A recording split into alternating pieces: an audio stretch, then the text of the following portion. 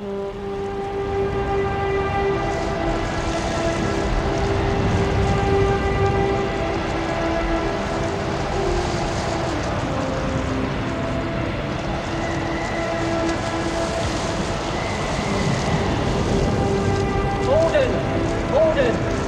Send more house to save the house! Come on, the house! Oh my God. Oh my God. Happy days. It's working. So let's get started because I'm really looking forward to today's. I've messed up already. But hello everybody and welcome to Lowerhouse Cricket Club podcast, the Housecast. Bit of a swinging by the seat of our pants this one because I've been left to send out the link for people to join and to dial in, and I messed that up. Eventually we've managed to get in thanks to Gary and Adam helping out massively. Dooch just didn't give a monkeys, just sat back waiting for everyone else to do it. So it's been quite funny. We've still got a guest who's not on the Zoom meeting yet, but hopefully he'll get himself on. He's very technical. He's the lad who's coming on. Uh-huh. So we'll see how we go. Is it as difficult as I'm making it out, Gaz? No. Right. Okay. Good answer. I dialed in, and then I realised it had to be Chippy's. No, not Chippy's. That's where you went wrong. Give the guest away. I realised it had to be Joe Martin's account. Then thankfully Gary sent it me and I managed to get myself in. And then it asks you for a second layer of authentication, doesn't it? It does, Jez, yeah. So who's going to give us that? It's only going one place. Donald Trump, yeah, but I didn't have his number. So Joe Martin is actually online. I believe he's in Italy somewhere. I don't know why. I don't know what he's doing. all right. Secret undercover. No, he's gone to watch Bruce Springsteen again. They're in Milan this time, the whole family. Right. But he is watching the WhatsApp group for us. So, again, Gary, you'll know this, but you didn't warn me about it. You only have 60 seconds to put your code in. So I've got it on my laptop, my WhatsApps, and I'm searching everywhere. How can we get this code into it? And it was counting down. It was down to 9 seconds, and then 8 seconds, and 7 seconds. And I've got fat sausage fingers, so I'm trying to type it in, but I got it in just with 1.5 seconds to go. Did you feel like Tom Cruise? No, a little bit like Betty Cruz. So anyway, we're in, and I've pressed record. Is it definitely recording, Gaz? Yeah, it is recording. I can see it up there. So I'm all excited about today's episode. Some two real characters who've been around the block, I think it's fair to say.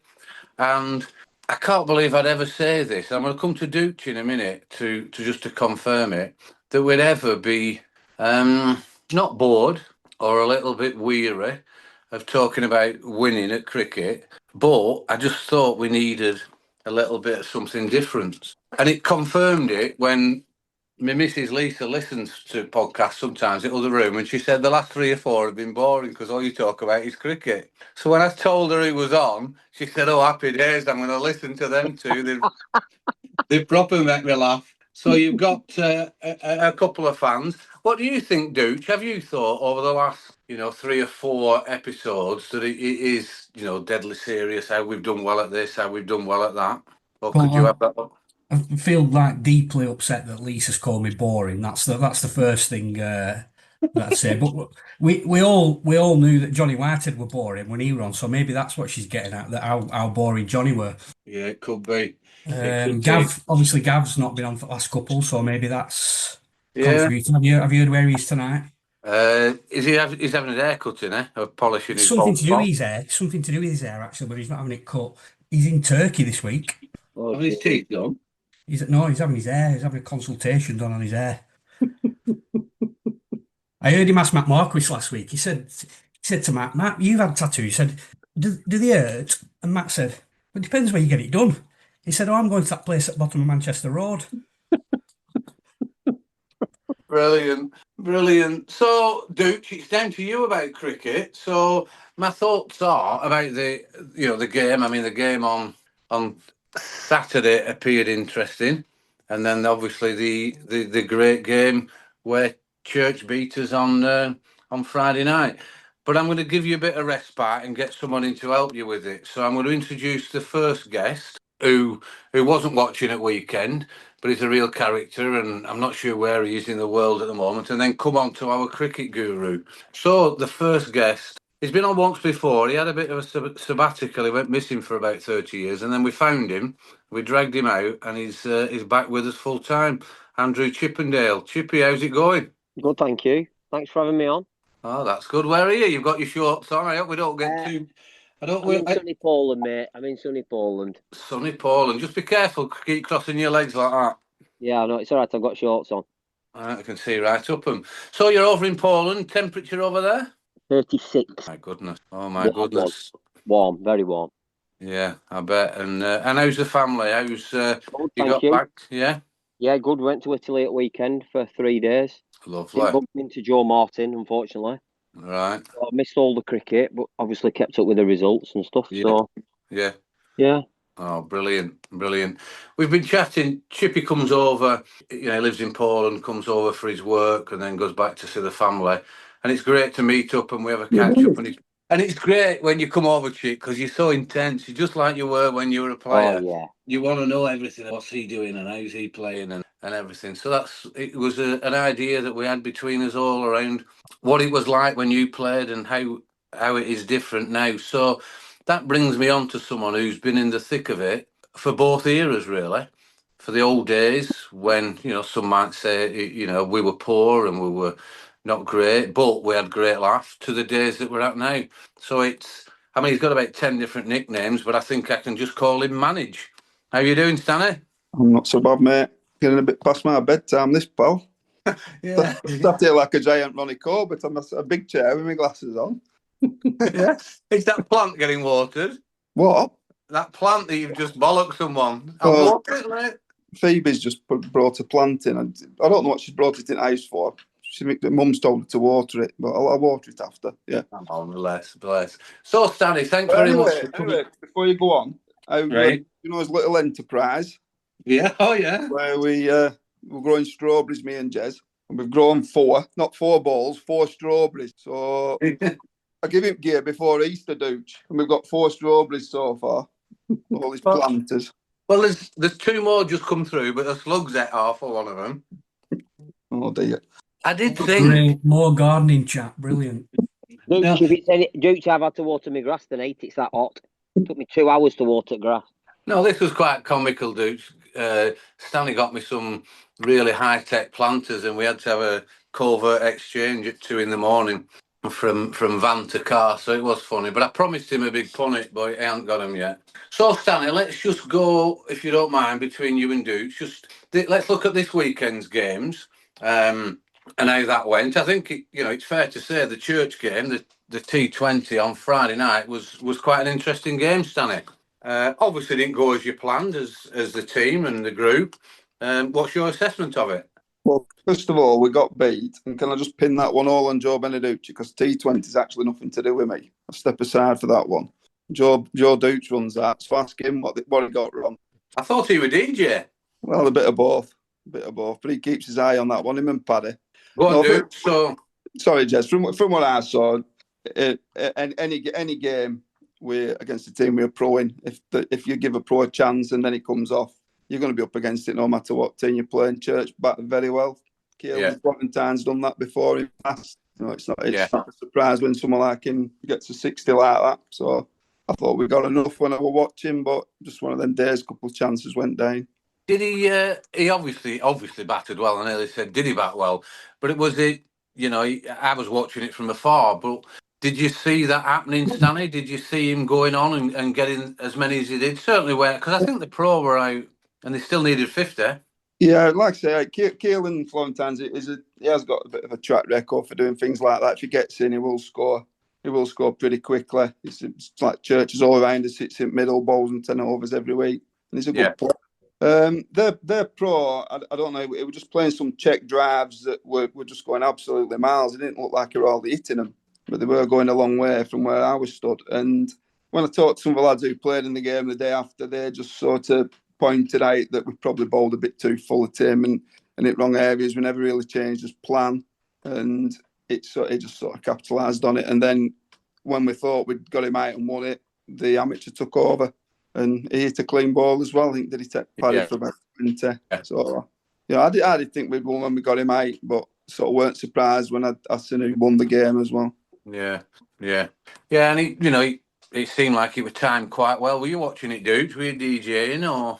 I'm DJing, but I'm obviously watching the game. Like Paul said, I thought we had plenty at half time. I would imagine that one of the highest scores we've had at home in the T20 for a couple of seasons, maybe. We will have beat it, but I felt it was a very healthy score. We had a strong bowling attack. I thought we'd have way too many for Church, but like Stanny said, got to give him credit. And even when the pro was out, they carried on, and Florentine played well. They played well. They celebrated it very heartily as well. I don't know if Paul heard any of that. They were really they were really going for it. It changed him afterwards. They had music banging. They were singing and all sorts. So fair play to them. Yeah, got to enjoy your wins, and I think it's credit to us that someone comes and plays us. And it wasn't effectively as a dead rubber, but don't get me wrong. I know Selby and Paddy Vale desperately wanted to win, so it weren't treated like a dead rubber, but. It shows how far we've come when a team celebrates beating us, not even qualified or anything like that. Yeah. But they had a big celebration. Yeah. Fair play to them. It were a good win for them. I bet they'd have swapped it for the defeat at Colne, though. I bet they'd have rather won at Colne on Sunday in the league. But they enjoyed it. We deserved to enjoy it. A good performance by what were they, 19 for 4 maybe, or it was than that. So yeah, 14 for 4. Yeah, 14 for 4. Yeah, then put 100 on.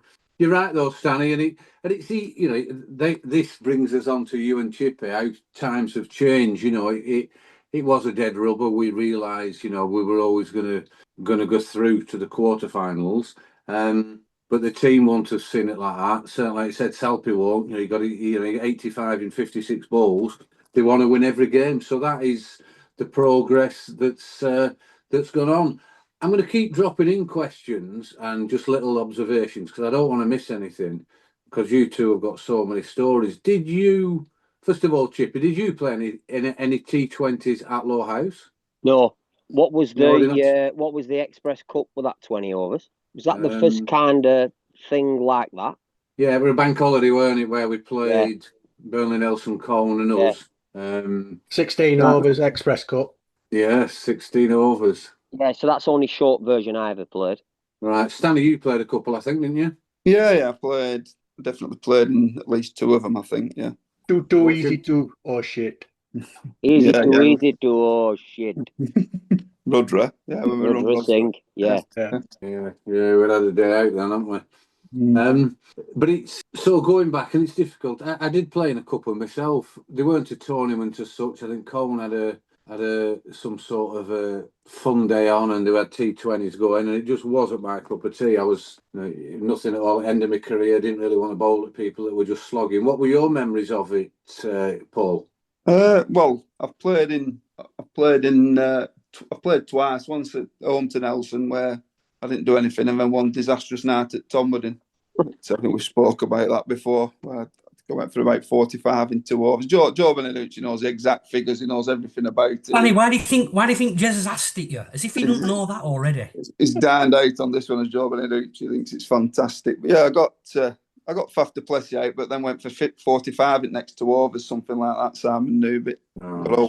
It happens. It's not a bowler's game, Stanley. These batters, no. Gary and Dooch and Chippy, who think, it's all about us. It's not. It's the batters who've got to win the games. So we're calling Chippy a batter. Let's just get this. Let's call it Chippy a batter. Oh, hang on a minute. Remember, I were over him for a lot of this. Yeah, leave me out of that conversation and all. Well, we can go into that because I am mindful that you two did spend a lot of time at the crease. No, we didn't. Fun time, not a long time. Fun time. Fun time. So, let's just talk about those batting occasions, Chippy. We've been through your career, which was so interesting. Of your early days at Burnley, coming down to Lowerhouse and proper making a mark. Top class wicketkeeper with some top class stats, which we will go into. But I just think the stories of you two, we'd be all deadly serious. Stan won't be talking to anyone because he's been giving out LB in the 30th over or something. I'd be sulking because you lot weren't taking it serious. And it's clear from the messages that we've had this week that you two were just pissing about in the background. Just talk us through, Stanny, your batting conversations with Chippy and how you thought about the games and any memories you've got. Well, I mean, some of them are short, some of them are long, but I mean, there's one when we played against not Allan Donald, Aslan Cup. I mean, Aslan had come up a lot because he always had a quick bowling pro. I mean, everyone seemed to struggle getting us all out because we were a good side. And one particular one with the cup one with Chippy, I think we've both mentioned it in the past, but we were batting and I think Aslan got about 200 and we were 90 for 9 and me and Chippy were plodding away against Barry Knowles and Andrew Sidley. And Bobby Grimshaw just said, I ain't watching this. Tell Rifle to warm up. And I walked down to the middle and said to Chippy, sort of, let's fist for a game of soldiers. I'm not hanging around here when we need 100 facing him. Anyway, Barry Knowles got me out stumped very next ball. Bats under arm, shook hands. And off we went. Can you remember that? Chippy agreed with me. Oh, Can yeah, you remember that, Chip? Yeah, absolutely. Absolutely. But listen, it's not like it is now. Me and Stanny were 10 and 11 for a reason, right? I used to laugh thinking Stanny's coming in. I always used to think, whose gear is he borrowing? Because he would come in every week with somebody else's pads and gloves on, right? He'd wheel this Zenith and it would just pot luck game of lottery with me and him there. Absolute game of lottery. And can you imagine, we've played against some probably quickest pros in league, in world cricket. And yeah, we were no match for them, me and Stanley. No. We just about who's going to get hurt most. Yeah. We played against Allan Donald, and only advance I took where I'll set off running when he sets off running. So that was safest. Yeah, we took a single, didn't we? We took a single to wicketkeeper, and they got. Well, you wanted to, Chippy. He glared. No. I didn't used to say wait. I used to say what? I used to pretend I couldn't hear him. I'm not going down there. You're mad. But it is, when you Gary, and I think you'll back me up on this. Stanley would bowl a lot of overs. He would constantly get good pros out. He had this, real knack of bowling jaffers to good players and getting them all out. But to be fair, Stanley, I think you agree. You're always down at the 9, 10, 11 sort of regions within the batting. But Chippy did have, I had some technique, I think, early on. What you're talking about there, Chip, is, towards the end of your career when Stanley's bowled his legs off and you've stumped all day. But I can remember that, Gary, that Chippy had potential. We were pushing him for a top 6 place. Can you remember that? Oh, yeah, he looked $1 million. And he just never gave me a chance, did he? Yeah, that's it. No, and on his day, he was more than capable of holding his hand up. It weren't, he's playing his abilities down a little bit, I think. I mean, not saying he was going to go and smash 50 off 25 balls or anything, but certainly, I don't think any opposition would see him as a rabbit. No. I had quite a good few. I think I had a few knocks. I thought about him today. And against some decent pros as well. But I always think, because I batted so late on, and I'd get, sometimes when we get skittled, I'd have higher score batting at 9 and 10. Yeah. But then I just think, I'm just trying to stop him getting a bonus point, or I'll just not play for myself, but just try and get some kind of nick going. Yeah. And it is difficult when you are, you've stumped all the game. The bowlers, bowled and need a bit of a rest. You need a run, don't you? If you're batting in the top 6, you need a good run. You need a score to stop up there. And as soon as you don't, because you did open a couple of times for us, Chip, didn't you? Oh, yeah. Yeah, thanks for that. Yeah. What happened then? But back to James Anderson nearly took my head off. I think I got to open twice against Burnley with James Anderson at one end, and he'd skittled Yarra and somebody else. I thought, yeah, really. They stitched me up here, aren't they? And I can't remember who the other one were. I think it was against Enfield at the end of the season. They'd probably have somebody quick as well. But you were out there, you were prepared to go out and I remember whether it was Gary or me or Matt or whoever was captaining, would work out, right, when there's a spot here in the top 5 or 6 and we'd try, we'd get you in there. But it is difficult, and even back then, Chippy, when you were younger and this, you were so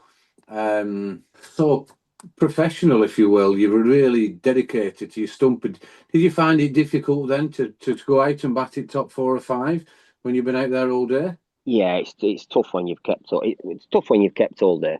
These guys who can bat top 5 and then keep for 50 overs, that it's fair play to them. Like you say, these guys that open batting and keep. It takes some doing. Yeah. And I think, sorry, Chip. Go on. So there's some hot summers and stuff we've had, and you could be drained coming off keeping, especially at Lowerhouse, because it's a tough track to keep on. Yeah. And then you think you won't like to be thrust. Think you're in top 4, top 5. Yeah. Yeah. Go on, Gary. I would just going to make the observation. Some players are more suited to certain positions in the side as well, aren't they? I mean, Chippy gets 25, 30 not out of 105 or something, and the temptation is, he should be batting a lot higher. But like you say, having done the keeping, and then sometimes that pressure, that responsibility of batting in the top 5, something, it doesn't suit everybody. I'm not saying that's Chippy, but people find it hard moving down. They can go back to that low middle order or middle order where they've maybe a bit more freedom, play the shots and sometimes thrive better there and are better suited for the team in that position. Yeah, I looked at my position as I was just holding an end up, really, because it's quite a few times I got to bat with Yarra.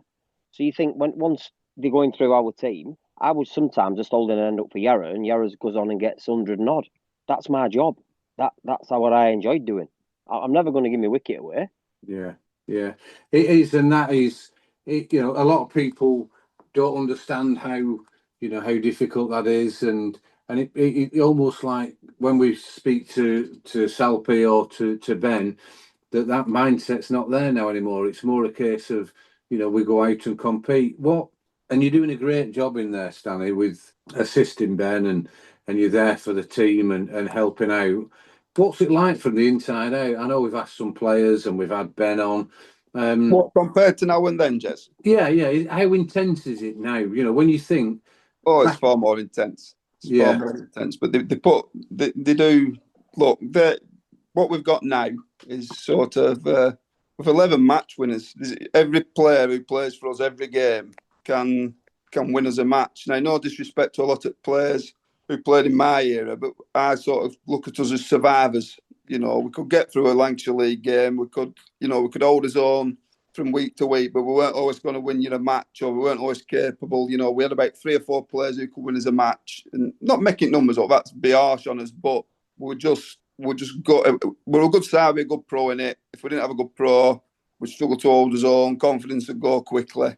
Yeah. This lot now, I mean, Chip, we're talking about bat and stuff now. I think Ben Heap, just go in the changing room, and I think Ben Heap, he's got more bats in his bag than every player that represented Lowerhouse before about 1970 combined. Just the amount of kit and things and protein shakes. Like I said to you over there, my top 40 protein shake were a dance. So you just got all these things going on, supplements, and it's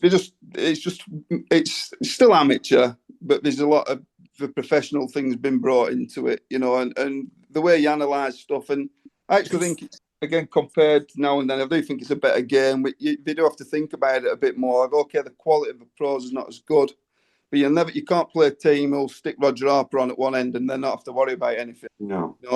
There's constantly, obviously, we've got the apps of play cricket and things like that, so you can look at your tactics that way while the game's going on. He's got 3 overs left. You're going to have to take him off.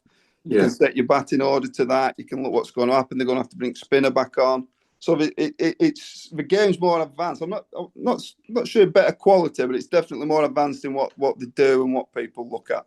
Danny, can I just on that? Sorry, Jez. Just on that question to Gary and Jez from a captaincy point of view. Casting your mind back to when you were skippering, did you have any input on where you played on the square? No. I don't think I did, and obviously that were a lot more recently.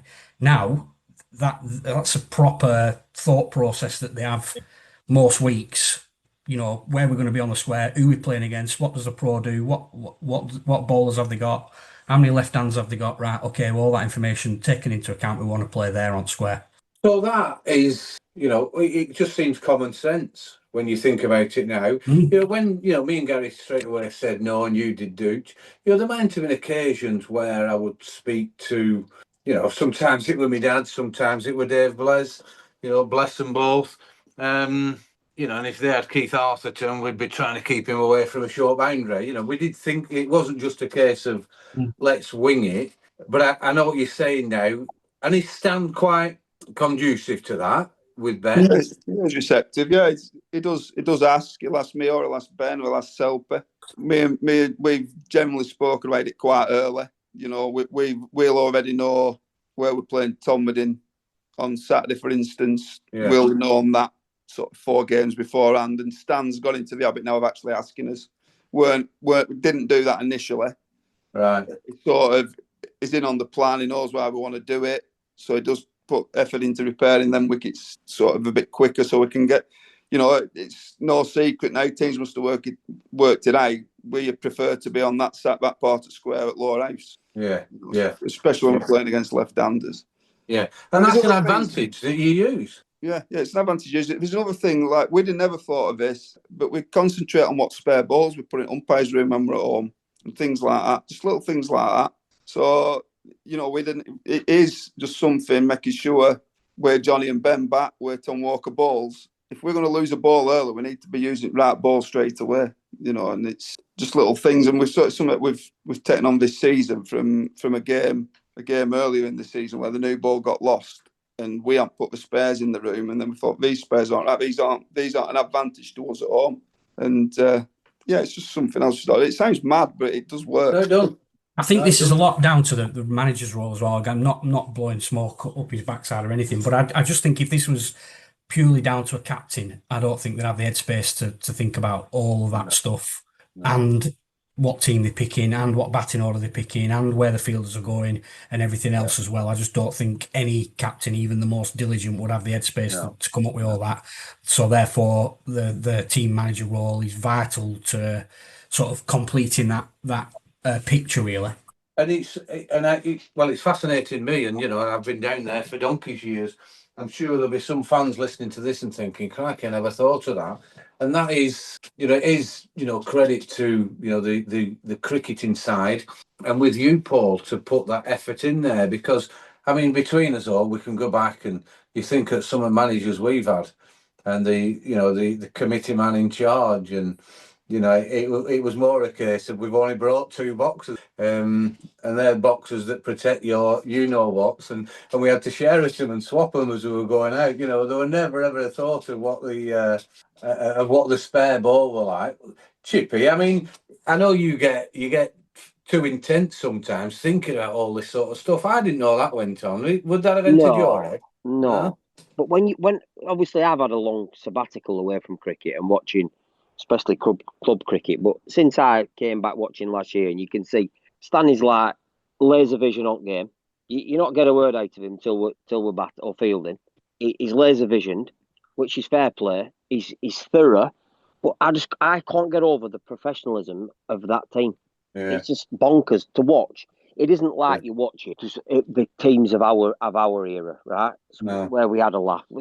I'd turn around and watch Stan and Stanny at fine leg and third man, just wandering around looking into the sky. Then next thing they'd be giggling to each other, and I'm thinking, we've got no chance. If ball goes up in air, we'd laugh at gods. Stanny be laughing, Stan would be laughing. If Stan dropped one, Stanny be pissing himself laughing. And it's like you're trying to be serious, but then you look at them now and you think, Jesus Christ, I've seen drop catchers go down and looks that could kill, and I think this is how they do it now. This is how professional it is. Have I told that tale of Stan at Rishton? I mean, not concentrating on game and falling out with sponsors and stuff. Tell it again, Gary, even if you have.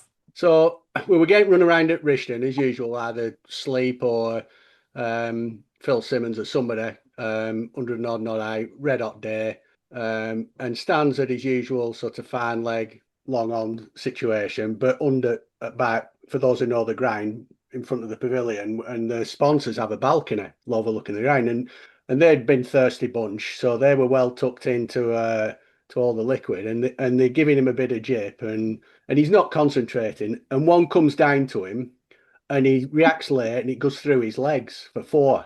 So these guys are just ripping into him big style, and one of them, who's a bit of a ringleader, says, "Hey, fatty, you should have closed your legs." And Stan, quick as you like, turns around and says, "Yeah, and so should your mother."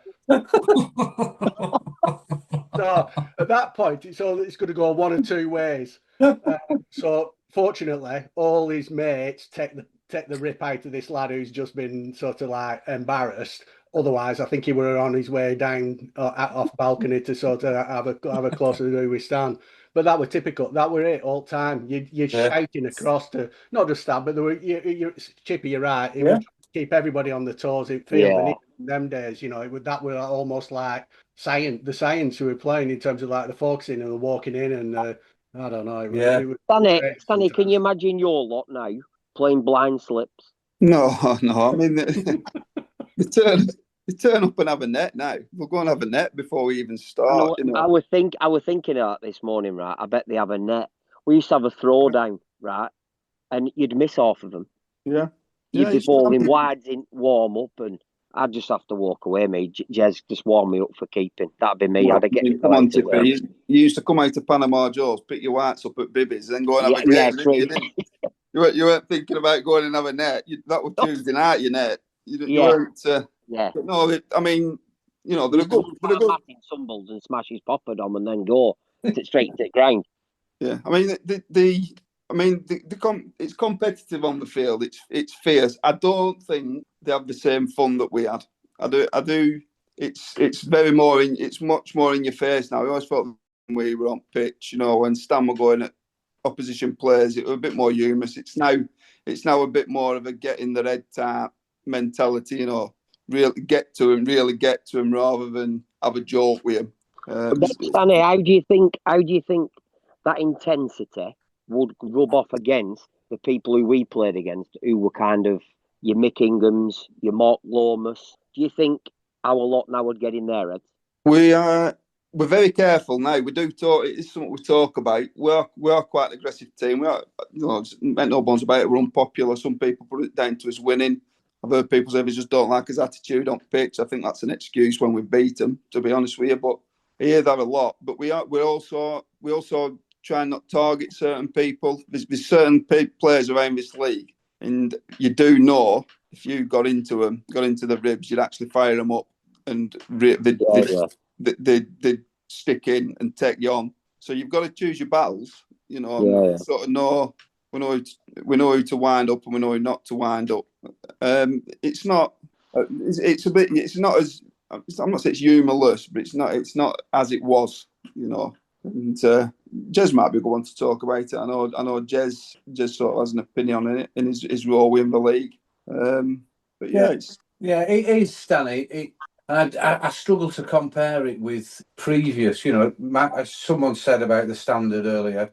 I think the standard, certainly the top players at the moment in the top sides, is phenomenal, amateur-wise. And they're playing on good pitches, and certainly with the early season last year and this year has been good pitches. But I think it's more ruthless now. You look when we used to get battered by Aslingden or East Lancs or Burnley, it was men against boys a lot of the time. We couldn't even get near them. We're just thinking about having a pint with them after. Certainly for me, the Haslingden lot. Whereas now, and I know what you're saying, Stanley, but if there is a weakness there, whether it's a team or an individual, players, not just Lowerhouse, I mean, throughout the league, will target that weakness. Yeah. And will exploit it, and we'll be ruthless in that we're going to do this because we want to win. Now, we all wanted to win, but it's almost like, and I think a lot of it is the attitude, the way Dan comes across, and it's a positive mindset. But what outweighs this, and this is why I love watching the cricket now, is that they still have fun.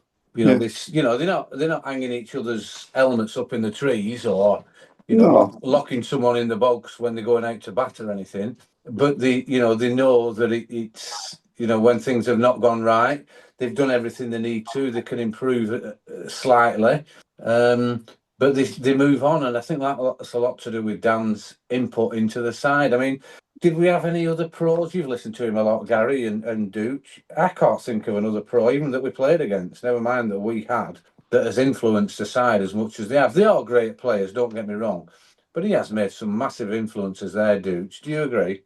Yeah, he has. I mean, I throw Frank in there with him though. I think the impact that Frankie had on the whole club at the time that he came in was comparable. They are different characters, no getting away from that. But in terms of an impact and a sort of a change of approach, mentality, whatever you want to call it, Frankie was phenomenal. And I'm not playing with Dan, but obviously I've listened to him quite a lot. But I'd definitely throw Frank into conversation.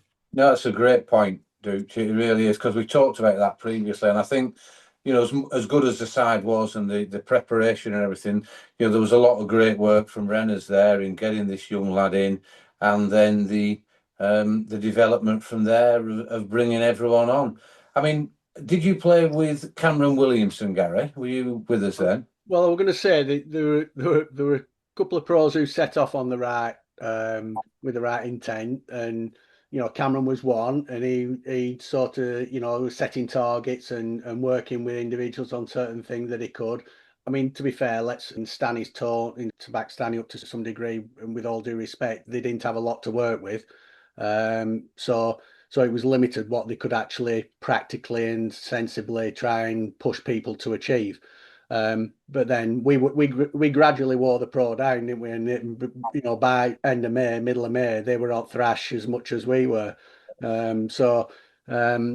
Yeah, Cameron were good. I think he had some good ideas, some good intent, but he was as daft as anyone, wasn't he? Legs was a bit more on it, and I think in a little bit more. He was obviously more intense, but I think he seriously had sort of mechanically plans and methods, and tried to improve practice no end, and things like that worked with him, but not the sort of psychological. That was never, other than the verbals in terms of getting stuck in at a weekend, but the psychological things that Dan's talked about, and Ben and Stanny, Dooch, etc., that go on now with our own team and the unit, and backing themselves and mentally being in the right space and being clear about their roles and all that sort of thing. That never really existed to what I saw through the sort of 80s, 90s, early 2000s. No, in fact, it's probably the opposite, Gary. We've mentioned it before.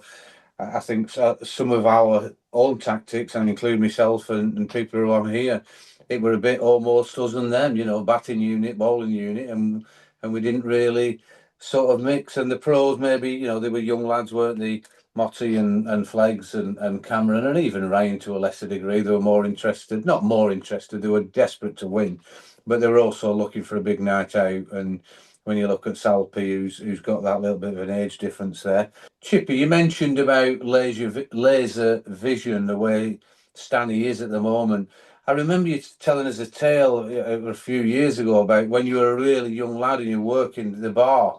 I think you were behind the bar and there were staff working, and someone else had got laser vision on something else. Oh yeah, no, yeah, absolutely, absolutely. What happened then? You don't need to mention names. Well, I'm not saying anything. I'm saying absolutely nothing. I'm not dropping my pal in no shit about nobody. Absolutely not. Well, was it not something about that you were left to collect oak glasses? I was left to collect oak glasses, yeah. I must not have been working that night. Don't go wrong. Who were on that night? You were on dance floor playing tonsil hockey. Can't remember that. Young floozy. Oh, we're editing. It's all right then, Paul. I'll collect oak glasses. Right, you crack on. Better be editing. Oh, brilliant. And then, I mean, we can't not talk about this with you two characters on. We look at the way the pro is, and we talk about how the pictures have been made and developed. Just back to the social side of it, Jez. I did actually have to tell Henry Cottam off on Saturday because he didn't get in until 3 a.m, and I read it wrong. Ben wanted me to bollock him, and I was saying, "Why did you another 2 hours drinking left there, Henry? What were you doing going in at 3 o'clock?" completely misread the situation, but went back to my 1990s days and give Henry wrong message. So he might be 8 till 5 before it's semi on Saturday, might Henry? Oh, bless him. Bless him. I'm sure he'd still perform. He's fit as a butcher's dog. And don't get me wrong. We do have a lot of funny changing rooms, and we do have a lot of fun when we sat outside. But there is a lot more serious element to what's happening in the game. But we do a lot of fun in there. You know, you can't not have when you've got Johnny in there and Topsy, okay. You know, there's plenty of fun to be had. But it's a different sort. It's different. Yeah, and there's characters. It's just a different era. It's different. You know, when I, with Charlie Gansler and with Tom and Henry, all they do now is take the mickey out of us lot about the podcast and how daft we are, and it's just it's fantastic to see they're amateurs and they're having a laugh and a joke. Using the weekend up to improve Lowerhouse. I want to just talk a little bit about you two as a partnership when you were playing together, and your wicket keeping Chip and Stanny's bowling. We've done a little bit of research and we looked and I've mentioned it earlier about how Stanny, was such a quality bowler. You could land it on the seam certainly early on. And what was it like, Chippy, for you? We've talked about other pros and other players, but when Stanny were bowling, it must have been ideal when he was getting it right. You knew you had to be on your toes. Scud nick one, you had to catch it. Yeah, but it's like when I asked for the stats, I weren't in the game a lot against Paul. Caught behind wise, and I'll tell you why. Stanny doesn't give himself as much credit as he deserves, right? He's his own worst enemy. He's his own worst critic. But Stanny bowled, when it came out properly, the ball, this leg cutter, was just amazing. So he'd pitch it middle leg, even outside leg. So if you look at them stats that were given, Blez gets the most catches because he's at backward point or he's at point wherever, because it's a lead edge straight to Blez. Because when Stanny got it right on his day, he was unplayable. Yeah. And we could mark down on a piece of paper if we were playing Nelson, playing Bacup at home. Mark Roger Harper down for 100, Mark Scud down for 100. And in that season, he got Scud once. Might be wrong, Stanny. Might have got him twice, bowled. But you got Harper twice, bowled. Yeah. With balls where Roger Harper turned around and thought, where's that come from? What on earth's happened there? Because you didn't bowl Roger Harper, did you? Let's be honest. Nobody bowled Roger Harper, right? No. And he had a phenomenal leg cut. It's honestly, I didn't get many catches behind of him. It's fantastic to keep to, but he just a great ball. Adam did the stats. Chippy 11 catches off you, Stanley, and Bless 12. You 10 yourself caught them bowls. Did I? Yeah. Jesus. Yeah. Can't remember many of them. I can remember one I didn't know I caught it at Bacup. What happened then? Caught it. Peter Thompson levered it straight back at me. Next thing, it was in my hand. I couldn't believe it. Making sure I didn't bust my nose, probably, but I just caught it right in front of my face. But it was, it was that era where you two, were a bit of a team, and Chippy would always keep you going, Stanley, and you would be working your nuts off for us. Another stat Adam came up with, you in your career, and I know you had some pace when you were a young lad, you proper get it down the other end, but you've only ever had one stumping. Yeah, Chris Scott, my debut, that. Yeah, what happened there? Can you, how old were you? And I think, how old were I? 18, I think. Cameron was pro. Right. And I was close at first team, but I've said before, you went rooting right cop shop and come up with PC Webb. No one had ever heard of him. We didn't even know if he played cricket. Anyway, you turned up with him that way. So just to put a bit of buffer between me at first team. Anyway, he must have been on duty this one Saturday, and I got the nod. Weren't my debut actually. I remember my debut at East Lancs. It was my second game, but my first wicket. And I can't remember if it was Pat Lord and Mick Ingham. I'd have to look. Can't remember now. But I got one of them two. No, it was Mick Ingham because Pat Lord was left-handed, weren't he? So it was Mick Ingham, and he didn't play the leg side wide then. And it did go down legs. It wasn't a wide. It wasn't a bad ball as such. He just went to flick it down leg side and just went over. And Scotty was so fast, wasn't he? And Scotty just stumped him in a flash. But Brilliant. That was me on stumping. So Scotty, when I first got into the first team, Scotty did stand up to me.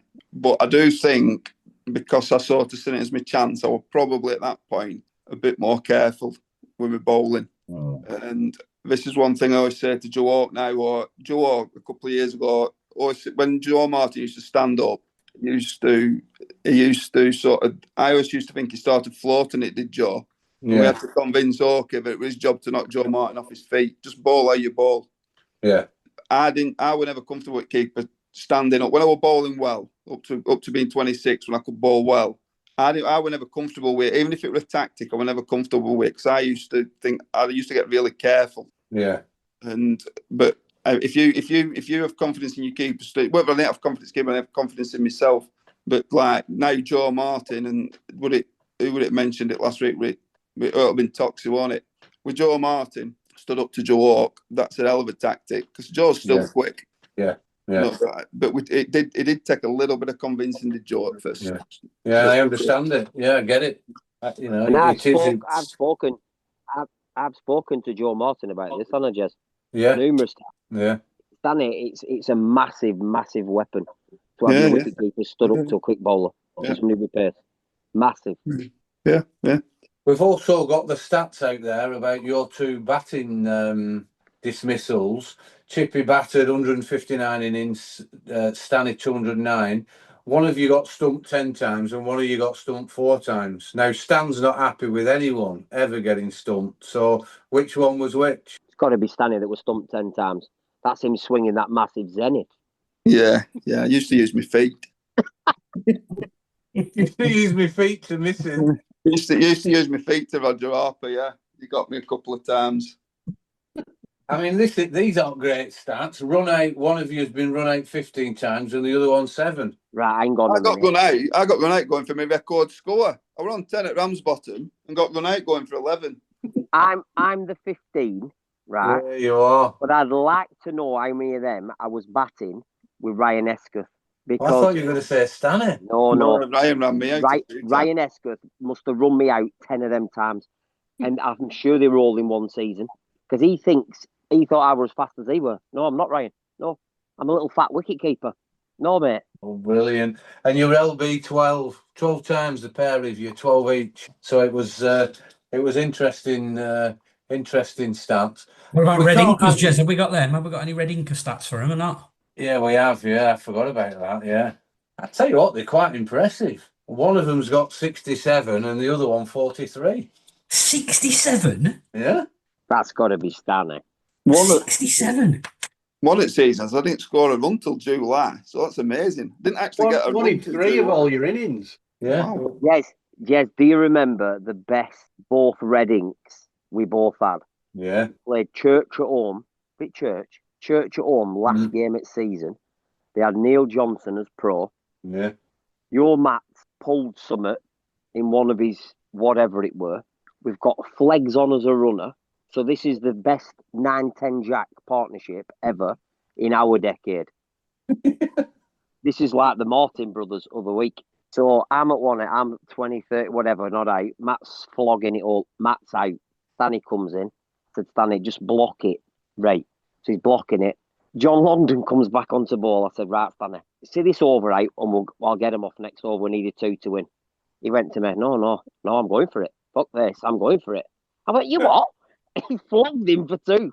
Up at the covers, we run. And walking back, I told you I'd win it. I told you. But, oh, my God. Good lad, Stanny. Good lad. Only game at first time ever when he runs that. Yeah. And me. Really? That was the first time we'd ever won a game, me and him. Back. The 209 innings and once you hit the winning runs. Yeah, we're there once, me and Stanley at end. That is some stat. I think we did this with Johnny Russell. I think, did we not ask Adam to work out if Johnny'd ever hit winning runs? Yeah. And I'll tell you something, the adrenaline, the buzz afterwards, I mean, they don't get the crowds they get now. The buzz when we were coming off, honestly, I were on cloud 9, mate. Yeah.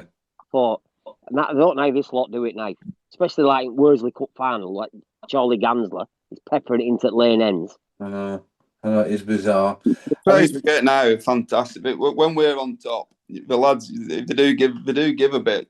What they do actually, you can tell. You know, once like when we got on a roll on Saturday early on, and the Tomadin batsmen were walking past one after other, and the pelters they were going off the decking. But trust me, keep it going because it helps. You know. But I think the fourth lad were out. As he gets to the gate, someone shakes, you have to wait, it was a queue to get back into the changing room. And whilst we can laugh about it, other clubs will be thinking, oh my God, it's almost like an extra player. But that's life, isn't it? We've all been there. We've been on the receiving end of it. So it's well, if they don't want to get out, Jez, because they don't come back and face that lot, that's a 12th man for us, isn't it? Exactly. And they were fighting gold at times when it's not. Yeah, definitely. Definitely. I mean, that's a good point to just bring me on, Stanny, to the game on Saturday.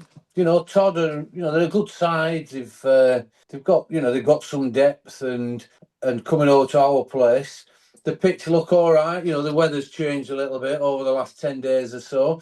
The pitch look good. They won the toss and put us in. Yeah. I'll let you into a secret. We were actually going to bowl. Not usually our style, but we were going to bowl. Not because of how the pitch looked. We just thought that controlling that game. And, hold his hands up. We're probably glad we didn't once the wicket played how it played. Yeah. As the game went on, Johnny and Ben struggled, but sometimes people are allowed to bowl well at you. They're not as much as it's happening a lot. They're not going to dominate every attack. And Noah Priestley's a good bowler, and we thought, is he just giving Johnny a bit of an hard time? Is it doing a little bit? Harry Rickard. It was apparent very early there weren't much bounce from the park end. And as the game goes on, you've got to sit there and assess it. And when Charlie were batting, Charlie Cotton had been there about half an hour, 40 minutes. And it's weird, sort of Ben Selpe probably aren't last one off the grid, but you do tend to think about things at the same time. And you sort of knew something weren't right because we've all seen Charlie play for 30 odd years. And when he's been out there half an hour and he's still not middling ball, or he's still not got on top of a particular bowler, the wicket's not quite right. And you also know that Ed Moore, who's not a bowling pro by any stretch, is bowling some bad balls at Charlie and Tox, and we just couldn't get him away. And we were already on about 100, and we sort of made the decision, we're probably going to be better here being 130, 140 all out getting there than trying to survive on here and getting 120 for 8, 115 for 8. We might actually try and get what we can while we can. So I get some people get frustrated by some dismissals, but it's not as reckless as what people think. It has been assessed as to what's the best way to get a score on here. And I'd spoke to a few people whose opinions I respect, and they were saying to me, I said, I think 130, we're comfortable here. No, someone could get 50 off back of the bat was one of the comments. And I thought, well, yeah, it does happen. But it weren't going to happen on that wicket because we're no pace in it at all. There was nothing. Yeah. It was just dead. And to get 50 off back of your bat, you do need it to be coming onto the bat. And I was very, very, very confident at half time. We got a very big score on that wicket. And that is a great assessment, Stanny. And going back to what Dan has said previously, first of all, around the state of the game. Some games, like Joe and Paddy have done previously, let's eat up the last 20 overs because we're bound to get 40, and if the last 2 overs we can get 20, then it's a bonus. But sometimes when you're just surviving, it is better to get it up to that 143, and just give it. You've given yourself that extra chance. Who cares about the bonus point? Let's battle with that because you look at the scorecard. Everyone's got in, facing over a dozen balls right down to Gansler, and then. Then there's a bit of a blip. And again, Paddy and Joe, the quality players, for a 10 and 11, there cannot have been, I can't think of another 10 or 11 ever that I've ever watched or played against, that there's quality that's in there. And again, it's about, what were it, 21 runs, something like that they put on. And then Oki, before that, I think it looks like Oakie and Paddy put on 12, although Oakie got none. But it makes all the difference. And did the wicket change much at all when we went out to bowl? Well, they put the ever roller on it, which I wouldn't have done because I just thought it's going to deaden it even more. What we felt it needed was a shower to put a bit of zip in it. So, but you know, different teams have different approaches, so it's not a criticism of what Tomlin decided, but we definitely want to put the ever roller on. Yeah, it's like what I mean. This isn't a term we use, but what Selp is brilliant at, and what he's taught us is to sort of flip a negative. So there'll be people saying, well, why don't they bat 50 overs?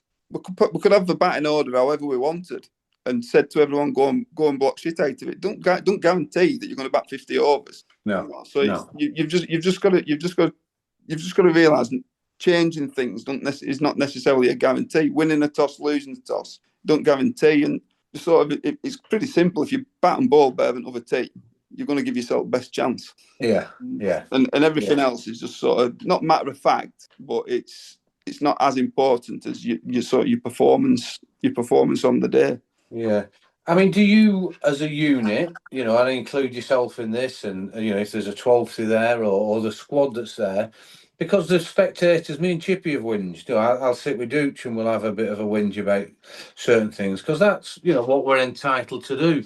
Obviously, the players pick up on that sort of thing. What you mentioned there about, oh, that weren't a great shot, or does that affect the players, or are they that zoned and focused in on what the plan is? It's not necessarily zoned. It's because of what we're working on. You can't just change what you're working on, you know. Yeah. So you put it to one side and look, everyone's laid an opinion, you know, and we might, me, Ben, Selpe, Charlie when he puts in, Frankie especially when he's there, there might be 5 opinions before you get to one you agree on. So you know, we don't just all sing off the same hymn sheet every time. No. But you do seem to arrive at the same conclusion. And the job I do, I've done it with Ben and Charlie. Completely different characters, completely different approaches, but the outcome it's always the same. It's just how you get to that outcome, you know. Yeah. Charlie was Ben could, we can go at it for a week with Ben, where Charlie were more right. Let me know what you think on Friday night, and we'll put it into plan. Yeah. But once it were Friday night, Charlie didn't miss a trick. Yeah. You know what I mean? And so it's sort of different approaches, but the outcome's the same. Yeah, and that's just the different characters, isn't it? You know, and the different ways they play. I mean, when you're listening to that, Chippy, and like we said, when we're sat on the boundary edge having a laugh and joke about it, you know, you've watched some great games this year with us, and you know the way Paddy and Joe bat, they just don't seem like getting out or losing, do they? You know, how would we have played against that in our day? How would we have played against this team? Oh Jesus! Against the current team, yeah, I think we'd have struggled big time. Yeah, would we have fallen out with them? No, because they're all nice lads. I think it's the only team I couldn't fall out with, if I'm honest. And I could fall out with myself in an empty warehouse. But how would we play against them? I don't know, Jess, to be honest. Because they're just that good in every department. I mean, look at Paddy, right? As an amateur spinner. I mean, he's phenomenal. Just gets better and better. I remember I were away this weekend and thought, we've not got enough runs there. And I flicked back on and thought, why are we in blue? As a result, I thought, they've knocked them up. And then I looked again, I thought, what? 50 odd all out, Paddy 7 for, I thought, there you go. Yeah. He just, again, it's like when Selby spoke about it the other week when he said he's the bowling pro and John's the batting pro. I think you can throw quite a few others in there as well. Because I think Paddy Martin could be up there as a bowling pro as well. Yeah. They're just an unbelievable unit. I don't see where the weak spot is, me, at all. I don't. No, you'd have to just get into the skin, I think. I think it would be a case of, you know, there's a couple of loose cannons in there that we could have... Don't get me wrong, Jez. Don't get me wrong. I'd have a go behind stump, especially stood up. Yeah. I'd see if I can get into a few of the boxes like that, but... Yeah. Can anyone just see Chippy as a silhouette? It looks like one of them. No, it's the sun setting behind me, mate. I'm trying to create a scene here. It's like when they don't want to be known. It's just like he's changed his name and he's telling and he talks like this. Chippy played by the voice of an actor. That's right. Look, see, it's the sun setting, lads. I'm just trying to be a bit cultural. Yeah, you know what I mean? Lovely. Cultural. can just see my hands moving, like one of them movies, aren't I? So when we get, were you at the game, dude? No. But so when you get down to the, Paddy's obviously started very well.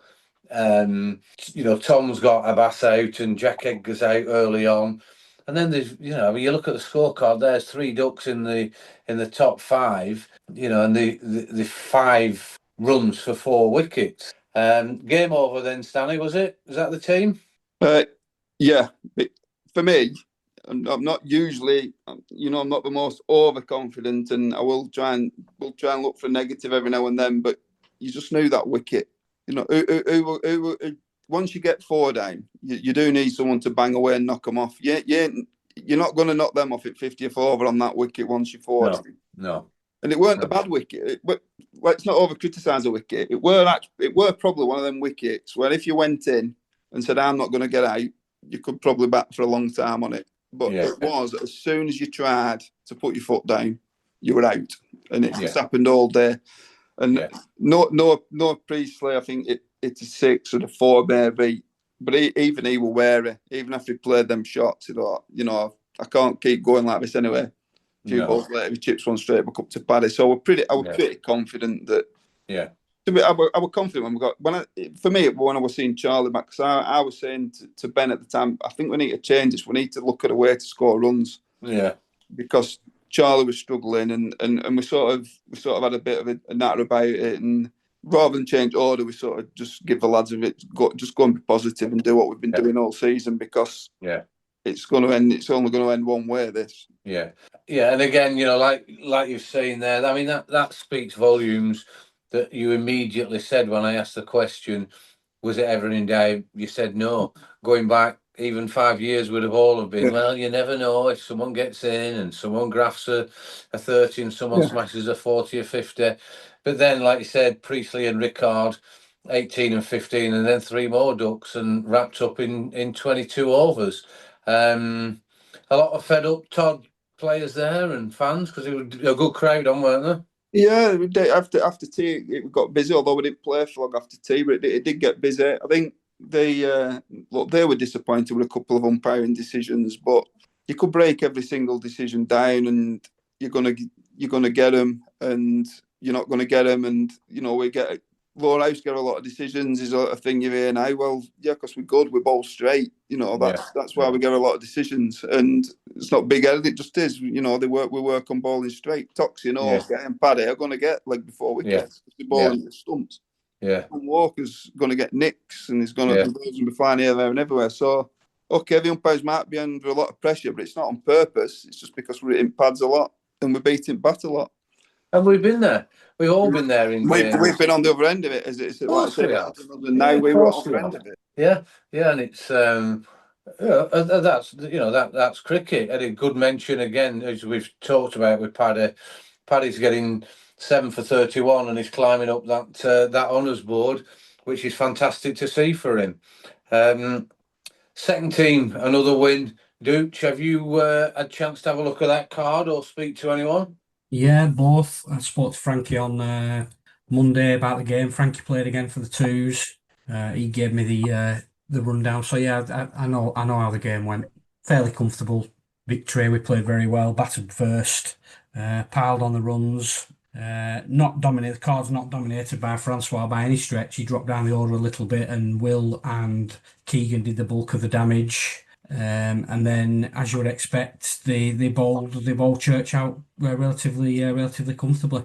Yeah, Will's in some form there, isn't he? I mean, I know we had him on and we had some real banter with him, but he's, that's good to see that Stanny, isn't it? You've got these players, they're good players, Keegan, and obviously Jack Sims in there, who's lost his way a little bit with what games is available, but with Frankie and and Sharpie and these sort of players, a good squad there. With your Declan as well, and Deck Metcalf as well at the top there. Is that putting some pressure on some of them players? Yeah, of course it is. Of course it is. It's definitely looked at, and there's definitely one of the real positives of, and Selpe can take a lot of credit for this, and Ben is the first team and second team are probably closer than they've ever been for a long time. Going back a lot of years now.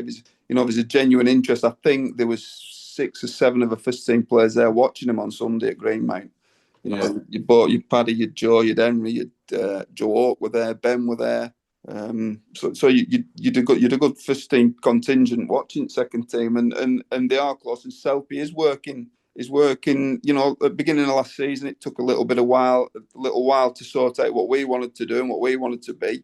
And it probably 4 or 5 games in, plus cup games before we got that, and a lot of the concentration were on getting that right. But Selby has taken a lot of second teams to one side now and works with them and improving them. And one thing, obviously, I do talk to Deck about it. I think for Deck's sake, it'd have been nice if they'd had this team all last season, because this team would have been nowhere near relegated. I'm not saying they'd have won the first division of the second team league, but they'd have been top half. Yeah. And you know, it put up with a lot at the beginning of last season, with lack of players and availability, and it just shows when you get a good group of lads together, decent cricketers, they win games, put pressure on first team, and yeah, it's good. Yeah, we've done that, haven't we? Where we know what you know, good form brings and good team camaraderie and everything else, and it's quite phenomenal. Halfway through, you know, play 22 games in a season, and the second team have won every game. You know, which is some achievement, 124 points, you know, 32 points above the team in second. So that's a fantastic achievement. Let's, you know, you lads out there that are listening, let's keep that going, and great stuff from the seconds. And I'm sure there's some of the, from the first team going to watch, and there'll be some first team fans watching you when the first haven't got a game. As far as the league table goes for the first team, Stanny, do you, as a group, do you look at it? Is it something you study and work out of who's playing who and concern yourself, or just game by game, as they say on telly? Everyone's different. Some of us do, some of us don't. I tend to look at who we're playing. You know, it sounds boring, but we do sit and watch a lot of YouTube of teams we're going to play and come up with plans, and some of them are working. In fact, quite a lot of them work. But we're not on the team who does that. It's sport to other people. Yeah. So they do. It's accessible now. It's there. Use it. You know what I mean? Yeah. If it gives you anything.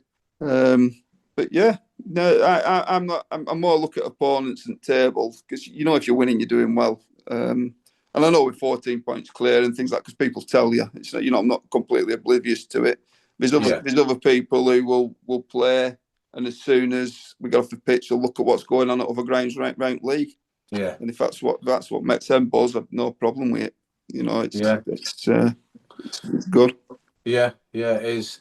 And you know, I just look at Chippy I know we've chatted before, but from afar, what's your, you know, I was a bit unsure about the 2 leagues coming in, but now you've seen the standard of it, and I know you've not watched any of the second division, you know, senior Lancashire League.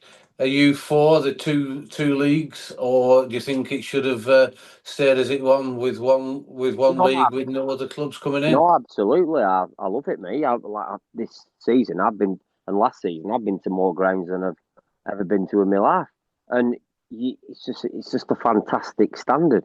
I think even the teams that went down and the teams that have come up this year, everybody's a good side. I mean, I know there's some sides lacking in that second division through funding, through loss of players, pros, whatever. Yeah. But yeah, it's different than our day. I mean, I look at it now and just wish the pros in the league in our day were in the league now. Yeah, guys could play with some of the best players in the world that we played against. Because for me, that's like playing a game of football now and playing on the same side as, I don't know, Ronaldo, Messi, whatever. We did that in our era. We did it.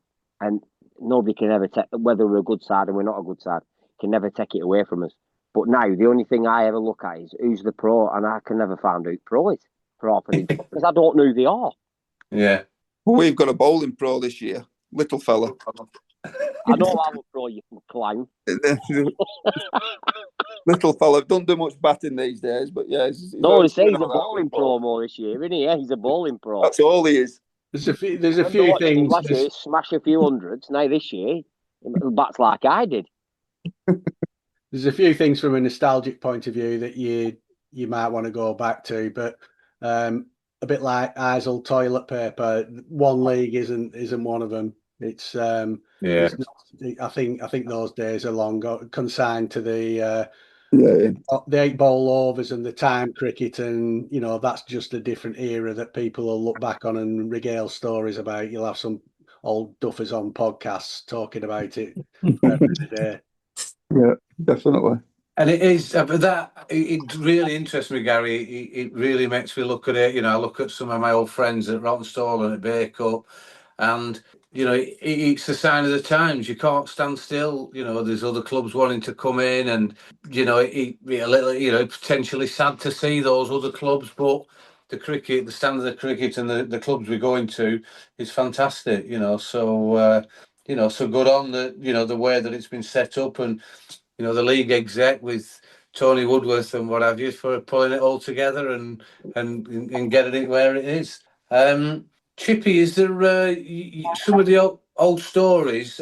We can't not talk about the 1997 season with you and Stanny, and how you found that went. And I know you've talked about it on your own, but between you must have some stories around that year playing with Corrie and how you managed to keep to him and keep Stanny in check as well. Yeah, well, I had an hard enough job trying to sort myself out with that clown, didn't I, really? Let's be honest. It was hard enough keeping to him. I mean, don't get me wrong. I think he took my game. I've said it before. I think he took my game to another level. And he did. I ended up being a far better wicketkeeper after he played. But I think you've got to remember our wickets were made for Corrie Jordan. Whereas I think for Stanny, for you, for Matt, you struggled on them pitches. Because they're not the pitches for seam bowling, swing bowling. That's for sure. Yeah. I mean, don't get me wrong. You've still got your fair fill of wickets, but it's not. It were all about him, weren't it? Let's be honest. Yeah. I think with Corrie Jordan, it was a bad season for me. I'd had 3 good seasons on trot, and at that point I had control of things. But Corrie came along and I got shoved in seconds, and just to sort of prove a point, 70 wickets in second team. Well, no, over the season, so not all in second team, but combined at 70 wickets because I couldn't get a game in first team. But I was still, at that time, a first team bowler. Yeah, there you were. It was incredibly frustrating. And I don't know if you remember, Jez, but when he re-signed, you spoke to Brian Payne for me. Because, you were going to speak to Brian Payne. Yeah, I do. I don't know if the conversation ever happened, but you were going to speak to Brian Payne because the rules weren't strict then. Yeah. And you could go away for a season and come back, and because players didn't move around like we did now. And Rottenstall just had a little bit of a... Yeah, I do remember. They were struggling a bit down there, and I can't play with him, Jez, because I can still bowl it first team. I'm proving I can at the moment. Yeah. And then it could have only been a month later if he decided not to re-sign. Yeah. How would the current first team have caught with him? I don't know because if he did his job, I mean, look, Selby's made a hell of a difference to that team, and we've always had the good players. Yeah. But like Gary said about the psychology, and he'd probably bring the worst out of him, like he brought the worst out in us, to be honest, with his attitude and his approach. And I'm not going to say what I'm going to say. What about this though? What about this for a curveball? I get what you're saying there, and I obviously never played with Corrie, but that season is sort of gone down in folklore. But we nearly won the league. How would that season have been viewed, and how would Corrie's legacy be different if we'd have won it? It'd have been best thing since sliced bread, like the rest of us would have been. Joe, one of the reasons I put it down, we've done the stats on there, and Chippy talked about the home wickets were made for him. We won more games, got more points away from home that season than we did at home on proper cricketing wickets. Yeah, where everybody could have a chance. Batters and seam bowlers, our other amateur bowlers, and they took more wickets. And our batting partnerships were higher away from home than they were at home. We scored more runs, took more wickets. All round, we were a better team away from home than we were at home that season. Yeah. Yeah, well, I mean, answer to your question, Duke, it really don't bear thinking about, to be fair. The way that we won the first trophy in 2004 and then did so well in 2005, 2006, 2007. I'd rather have seen it like that, looking back. Yeah, it would have gone down as a great achievement. I'm not sure that, it might have only prolonged the agony for the following season for what went on. So I think fate works in mysterious ways, really, and that it was meant not to be. Chippy, Stanley, were you both part of the emergency players meeting in the dressing rooms that midweek in 1997? Yeah. What do you recall about it, Chipper? Can you recall what happened? I thought we were at Manor Barn. No. Or was that another one? Are you on about the meeting when he said, "What would you do"? Yeah. Pointing Yeah, when he had us all in dressing Right. room. Oh, yeah, no, yeah. What would you do? Brian Escofton has this sort of, but it was best one liner, one of the best one liners ever. So it gone round, and Ryan were about 6-1 at line. What would you do? Well, I don't know, Corey. It's not working. What would you do? I sort of agree with him. It's not working. Got to Ryan. So what would you do? And Ryan said, I'd sound Mark War.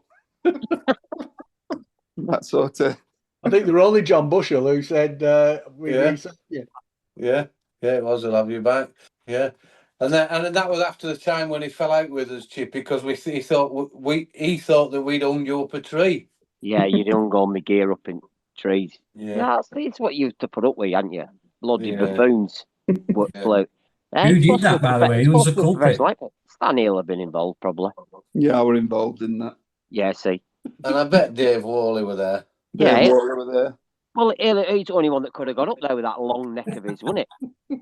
Dave Worley, it was Dave Worley, and he won't mind me saying, it was Dave Worley who put the hexagonal plaster on Stan's helmet when he was facing Paul Rifle after he'd hit him on headweight before. But how funny were it when we went out to bat against Paul Rifle and you could still see. Paul Rifle didn't think it was funny, did he? Stan stood there with a big cross on his helmet, but he didn't know we were there. He didn't sit funny side in Paul Rifle that day. Oh, fantastic, great memories. Right, so we've gone through the cricket side. We've had. But we didn't draw. No, we've we haven't got one due till end of July now for Sharon to win it. What shit? Oh shit! No, she. I know. I know.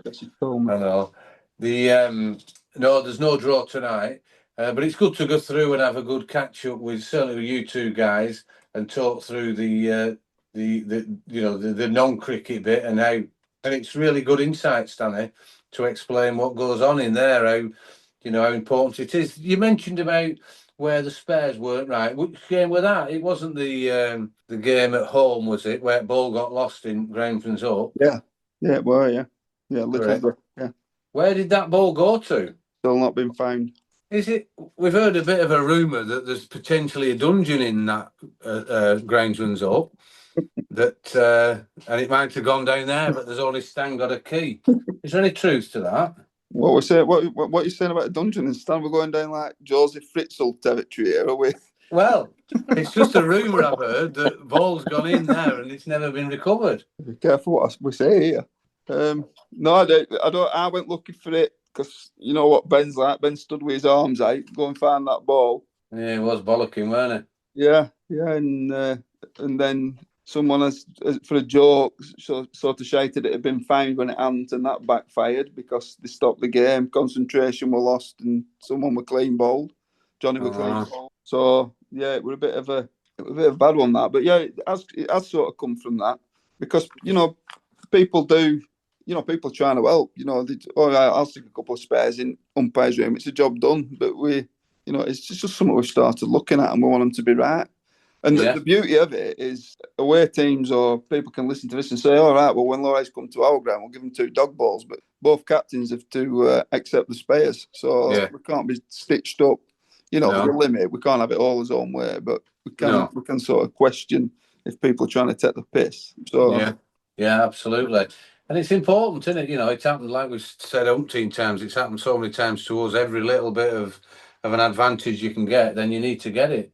So no, that's great work, chaps. I'm going to come round you all in a minute, just see if you've anything else before we finish. It's been a fantastic hour and a half. That I've really enjoyed it.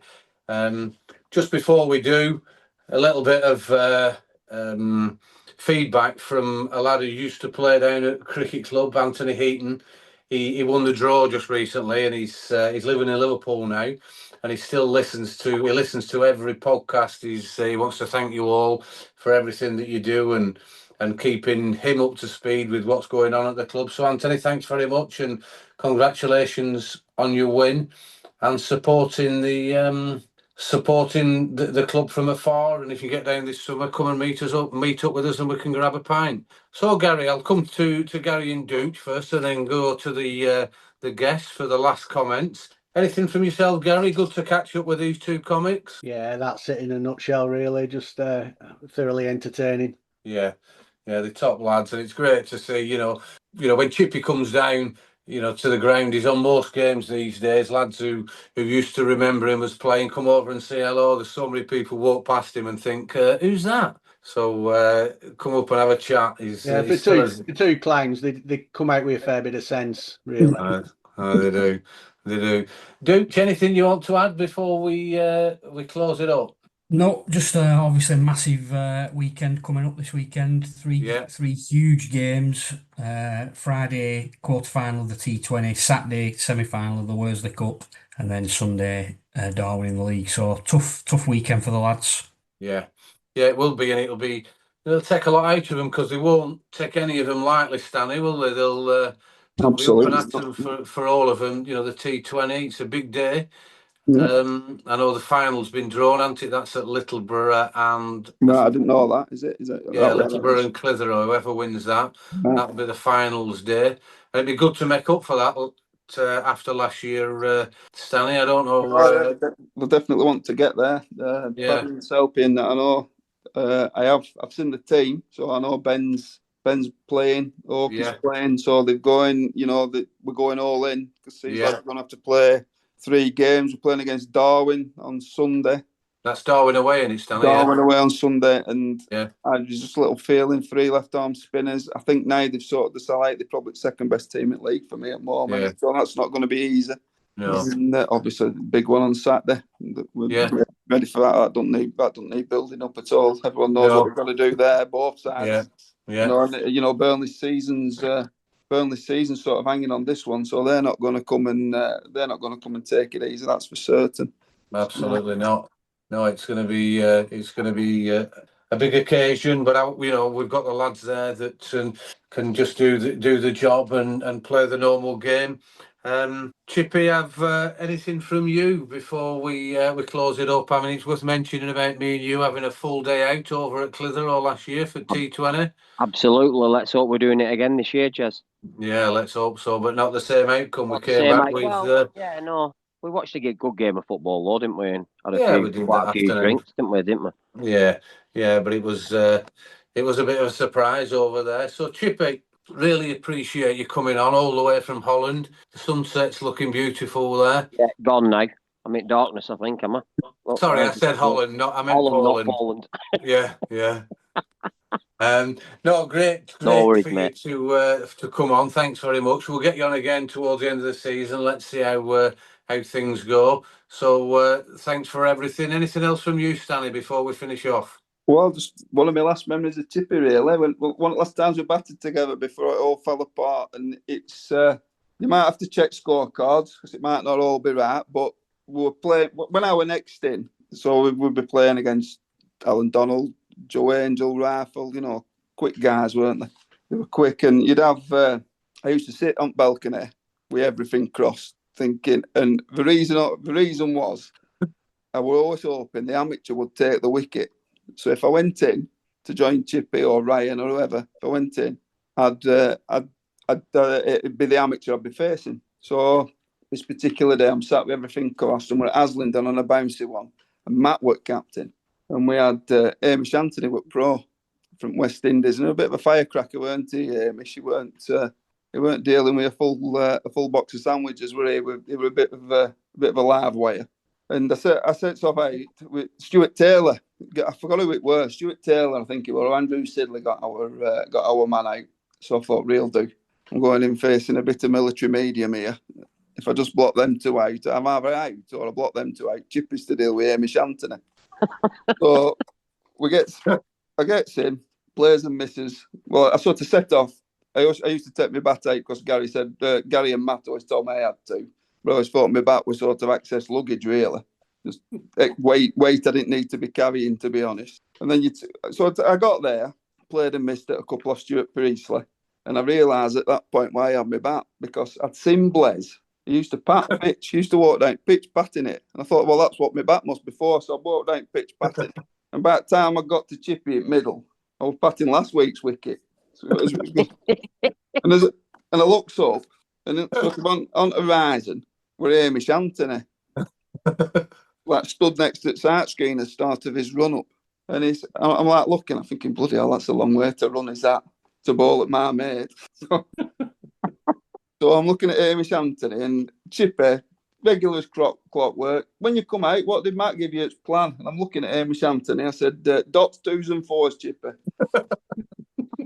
Turns back round, sets off, carries on patting wicket, not concentrating. I think by the time I stopped patting stuff, I was stood next to Jack Simpson, patting next to his feet. Coming back round, Hamish Anthony saying he's absolutely tearing in, and Chippy's jumping here, there, and everywhere. He manages to get one away and tick gap. Shouts yes. I'm shouting, what? What? I ain't going down there, pal. Sends him back. He run all the way to my end and all the way back. Says over out. In between, I'm talking, because we got on with Azzy lads then, so I'm having a natter with Charlie Lord and Pat Lord and Crusher. And I was sat nattering while Chippy's spending all these, well, we're all laughing actually. Chippy's spending all these balls off and me mid-on, mid-off and cover are all laughing at him. And then we come to the middle again. And Chippy says, what are you doing? They were on there. I said, Chippy. I said, not only is me facing Hamish Anthony an exercise in futility, it's a fucking dangerous exercise in futility. And I ain't doing it. And off we walked. Andrew Sidley got me out and off we popped. But they were just good days. Yeah. And Chippy had a bit other end cursing and whinging and moaning. Yeah. Well, he took his batting seriously, Chippy. Gary's right, he took it serious, but yeah. I didn't. Weren't much point. Brilliant. I can see you both now. It brings back so many memories with you two wandering out. And well, we used to play against these guys with 3 helmets to share at. You didn't all have his own helmets. Have his own helmets, no. 3 helmets. So if someone had batted for more than 15 minutes, helmet would piss through when you put it on. Yeah. I think round on your head. That was the season, Stanny, I think, where it was that daft year when you could bat 55 overs. And I think that game... Could have been, yeah. You were like, are we not declaring? Are we not declaring? Yeah. We wouldn't, I mean, there were a few funny things happened that game. That was when he hit Ryan over into housing estate, into me and Stan were on boundary and Stan was shouting, mine, as it went into housing estate. Yeah, we did. Yeah. 52 overs we faced in that game. Did we? You were Reading, Stanny. You weren't out. You were Reading. Who got Chippy, Hamish Anthony? Yeah, LB. Yeah. Yeah. Yeah, I give it. But you're obviously getting in line, Chippy. If you got you out LBW, you weren't Listen, caught mate, at backward point. I don't back away, mate. No. I get it. Me and umpire give it out and off we popped. Brilliant. So good to hear some laughter, and it's not just all about us playing really well, albeit we are playing really well and seconds 11 out of 11, so that's fantastic. So thanks everyone for listening. We will be recording again probably next week, bearing in mind the fixtures we've got this week. So keep listening, keep liking and subscribing, and don't forget, join that draw. Yeah, and I'm off now around Great Harwood to put people to sleep with Johnny Whitehead. Right, we'll catch you all soon. Doing insomnia in Great Harwood, me and Johnny. Good night, everybody. See ya. Thank you. Ta-ra. Bye.